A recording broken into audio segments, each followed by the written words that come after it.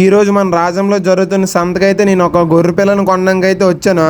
లక్ష్యవారం మన రాజంలో ఎంత పెద్ద సంత జరుగుతుందని మీలో ఎంతమంది తెలుసో కామెంట్ చేయండి. అలా ముందుకొచ్చి నేనైతే మేక పిల్లల్ని గొర్రె పిల్లలు అయితే చూసాను. వాళ్ళేమో చాలా ఎక్కువ రేట్ అయితే చెప్పరు. నేను అనుకున్న దానికైతే నాకైతే మేక పిల్లను అయినా గొర్రె పిల్ల అయినా సెట్ అవ్వలేదు అనమాట. ఎలాగో వచ్చాను కాబట్టి అలా ముందుకెళ్ళి ఏదో ఒకటి కొందాం అనుకున్నాను. నేనైతే సంతలో అలా కొంచెం ముందుకు వచ్చేసరికి నాకైతే ఎక్కువ ఆవులు అయితే కనిపించి నేనైతే అక్కడైతే ఆగాను. అక్కడ ఒక 2 చిన్న పేయిలు అయితే చూసాను. అది ఎంత రేట్ చెప్పడం మీరే వినండి. ఎంత 43,000. ఈ చిన్న 2 పేయిలు అయితే 43,000 చెప్పాడు ఆ తాతయ్య అయితే. ఈ రోజు సంతలో నేను చూసిన పెద్ద అయితే ఇదేనే. ఎంత రేట్ ఉంటుందో కామెంట్ చేయండి. ఈ గొర్రెను అయితే 30,000 చెప్పారు. ఇదంతా మన వల్ల అయ్యే పని కాదని ముందుకైతే వస్తాను.